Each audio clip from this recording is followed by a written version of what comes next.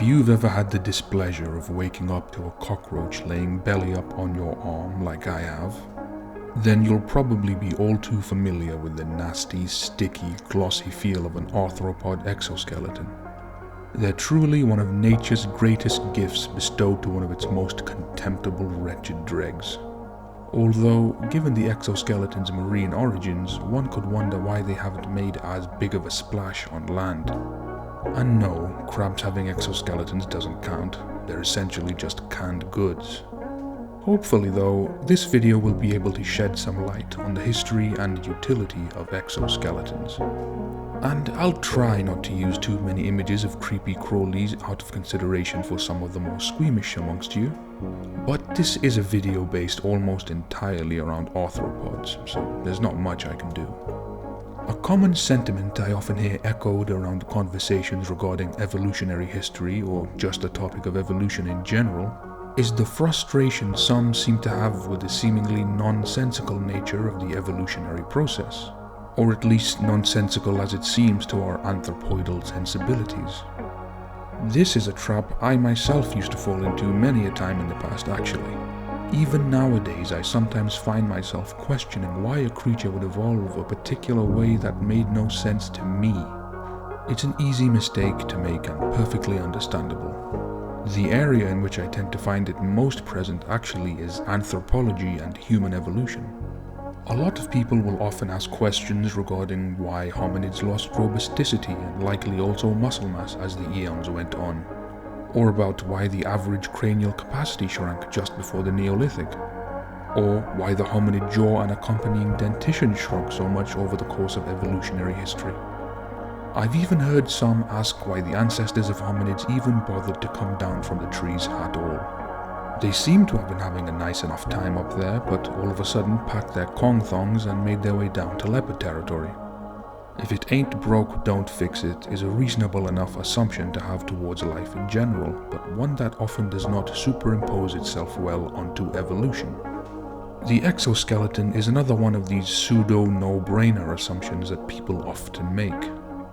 Why did some organisms evolve to lose their exoskeletons? They seem like such incredible tools to have. Even some forms of life which still occupy the ocean decided to forego their chitinous carapace. After all, why don chainmail when you could just slap on a bit of plate instead? Well, the encircling of an organism in chitin does have its ups, but also brings with it a whole heap of downs as well. First of all, and most obviously, exoskeletons afford quite a substantial layer of protection. Chitin, being an incredibly tough organic material, does well in its ability to withstand most kinds of damage a creature could suffer in a marine environment. Even on land, chitin is a great choice for an all-round protective external medium. Punctures, slashes, crushing forces, and even just taking a nasty tumble, chitin does a stand-up job of standing up to structural stick-ups. Exoskeletons generally have the more sensible placement of a skeleton too. The idea of an internal skeleton in comparison kind of seems like wrapping pound cake around saran wrap. Although, of course, just like exoskeletons, endoskeletons have their own separate advantages. In fact, exoskeletons can become such incredibly sturdy modes of defense that an organism can become almost invulnerable to head-on attacks in its own niche. The key word here being almost. But defense is not their only function. They can aid in sensing the world around them, they can serve as a respiratory aid in some creatures, and can even serve to attract mates in others. They're even great for non-exoskeleton havers.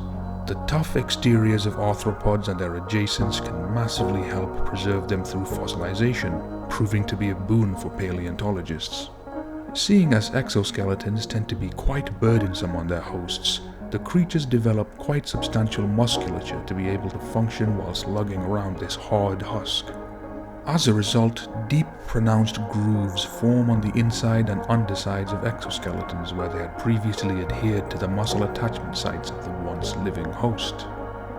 These muscle markers provide much information to researchers about the organism's physiological structure and by extension uncover much regarding its phylogenetic history.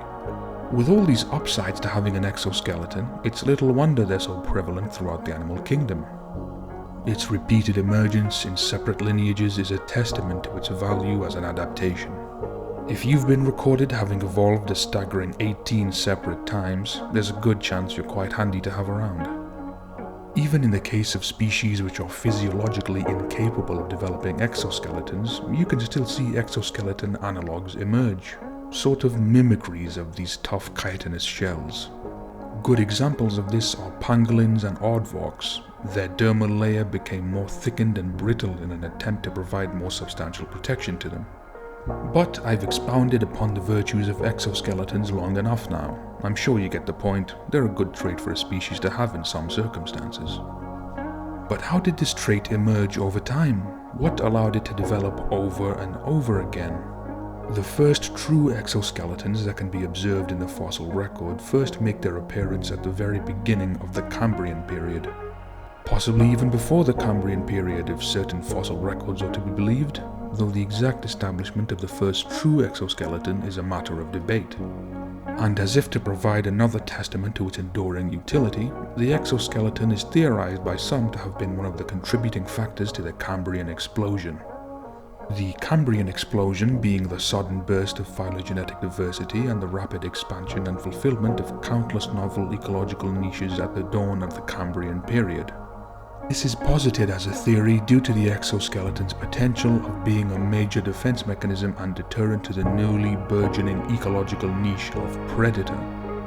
At this early moment in the history of complex life, predation was quite a primitive endeavor. Predators were not quite as sophisticated as those we see today. Many of their tactics were rudimentary and their adaptations were found to be lacking. The exoskeleton may have proven to be an invaluable tool to a deep-sea dwelling invertebrate simply trying to keep its head above water. This new, immovable object may have forced predators to rapidly evolve new methods by which to continue their predation, kickstarting a sort of evolutionary arms race. As exoskeleton-donning prey were able to evade predation, predators evolved to thwart and overcome them. This in turn forced prey to further develop and depend upon the exoskeletons to survive in this new predator versus prey dynamic, creating a vicious cycle of adaptation. However, the fossil record is not a perfect preserver of all things prehistoric, and simply scouring it as it appears to us now likely does not convey the entire story of exoskeletal evolution. Surviving exoskeletons in the fossil record are primarily represented by what are known as mineralized exoskeletons. As opposed to unmineralized exoskeletons, these structures have had biologically synthesized minerals such as calcium carbonate incorporated into them. As a result, they prove to be much hardier in general, lending themselves well to protection against physical force and the elements, but also against post-mortem decay. Unmineralized exoskeletons, by comparison, are much more susceptible to simply rotting away over time, and as a result are not so well represented in the fossil record. Seeing as unmineralized exoskeletons almost undoubtedly preceded their sturdier sisters in evolutionary time, this leaves an incomplete picture of the history of the exoskeleton. It proves quite difficult to pinpoint with any accuracy just exactly when a definitive exoskeleton first emerged in the history of life on Earth. It's quite possible that exoskeletons only began to mineralize long after they had emerged in their more fragile seminal form. Maybe by tens of millions, possibly even hundreds of millions of years, unmineralized exoskeletons may have preceded the mineralized form. This still fits the Cambrian explosion theory quite nicely though, as it's possible the mineralized exoskeleton served as a sort of step change in prey perniciousness, thereby still affecting a strong adaptive response on predators where the softer, unmineralized exoskeletons of yesteryear may have only slightly improved the odds of prey survival. As for why they evolved, the answer's quite obvious, even if you hadn't watched the entire first half of the video. Incredible defensive adaptations went a long way in the primordial soup of adolescent Earth, and the exoskeleton was, and still is, most certainly that.